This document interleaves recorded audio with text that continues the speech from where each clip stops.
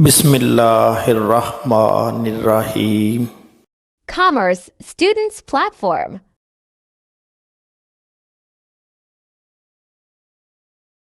Give journal entries in the books of Affan and अज़ान। अफ़ान और अज़ान की बुक्स बनानी है और उसमें एंट्रीज करनी है। पहले देख लें कि अफ़ान कौन है और अज़ान कौन है। अफ़ान सेल्स गुड्स टू अज़ान। अफ़ान ने चीज़ें बेची हैं अज़ान को। तो अफ़ान जो है ये सेलर और अज़ान बायर। तो सेलर को हम कहते हैं ड्रायर और बायर को हम कहते हैं ड्राई। तो आपने ड्रायर और ड्राई की बुक बनानी है। ड्रायर की जो बुक है इसमें ज़्यादा एंट्रीज होती हैं, तो इसलिए हमेशा आप अगले जब सवाल करो तो सबसे पहले ड्रायर की बुक बनाओ। इधर आप लिख लें अफ़ान द बुक और इधर आप लिख लें अज़ान द बुक। इधर आप लिख लें ब्रैकेट में ड्रायर।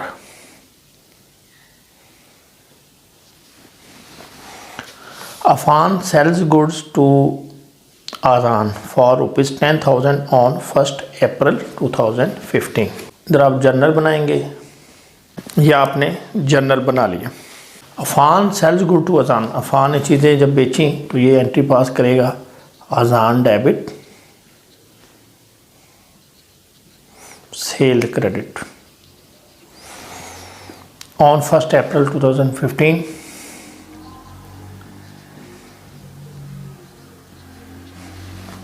नरेशन लिख दें गुड्स सोल्ड।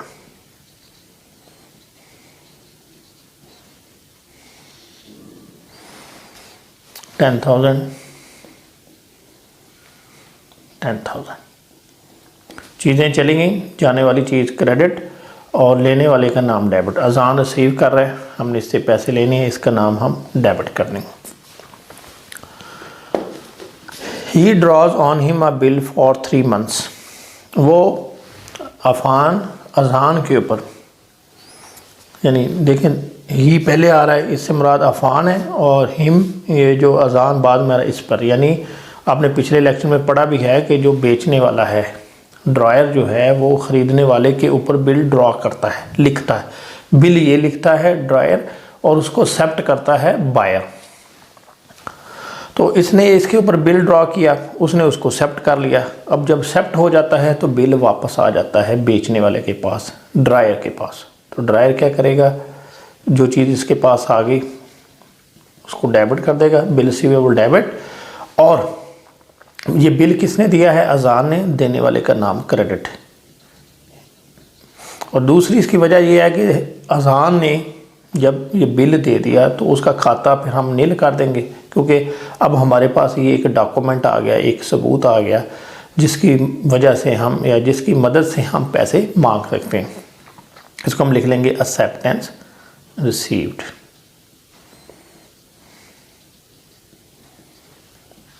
और ये काम जिस दिन चीज़ें बेचते हैं उसी दिन या 1-2 दिन के अंदर होता है। तो आप ये अज्यूम करें उसी दिन ही, यानी जब चीज़ें बेची साथ ही उससे बिल भी रिसीव करवा लिया, एक्सेप्ट करवाया और रिसीव कर लिया।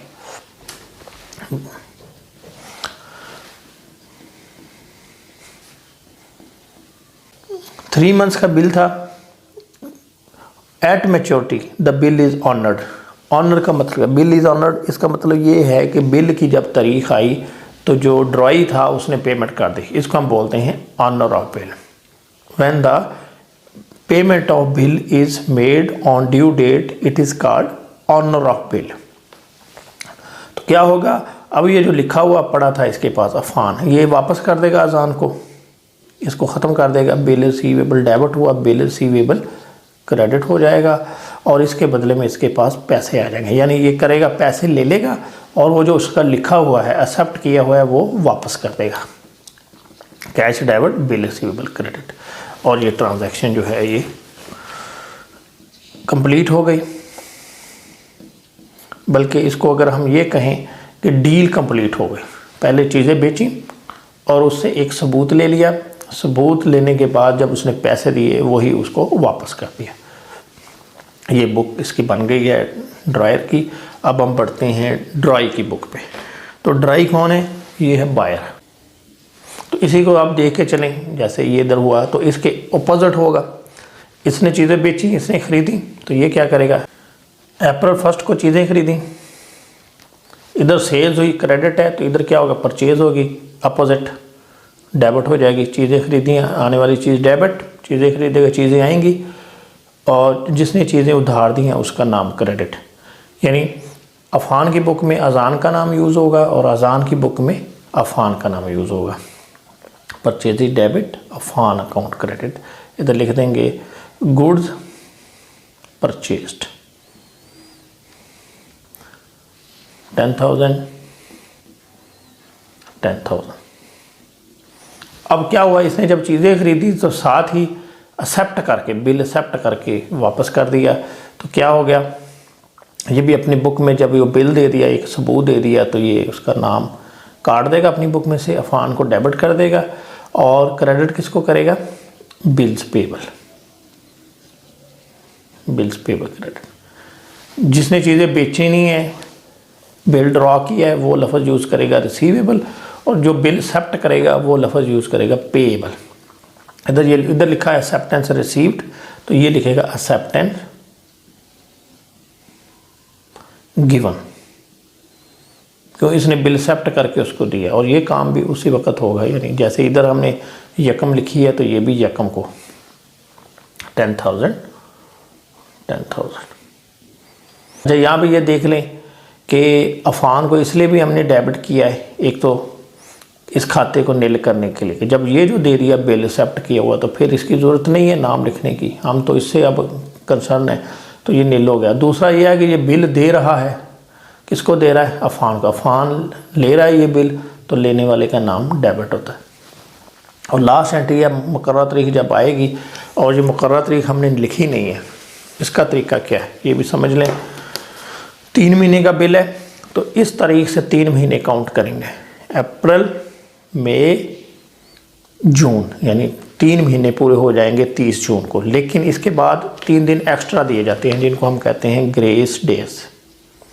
ग्रेस डेज ये इसलिए दिए जाते हैं कि हो सकता है मुकर्रर तारीख को छुट्टी आ जाए, वीकेंड आ जाए, 2 दिन हो, फिर कोई चेक लिखना हो, बैंक बंद हो, तो इसलिए 3 दिन का जो एक्स्ट्रा टाइम दिया जाता है, ताकि जिसने पेमेंट करनी है वो रेडी हो जाए और अपनी अरेंजमेंट कर ले। छुट्टी की सूरत में जो है ना, वो 1 दिन उसको एक्स्ट्रा, 3 दिन एक्स्ट्रा दे दिए जाए। जैसे वो होता है कि वीकेंड आ गया तो आगे 2 दिन छुट्टी आ गई, तो वो फिर बैंक तो नहीं खुलेंगे, या ऐसा हो गया कि मंडे को बैंक हॉलीडे आ गया, तो 3 छुट्टियाँ इकट्ठी आ गई, तो इस वजह से 3 दिन का टाइम एक्स्ट्रा दे दिए।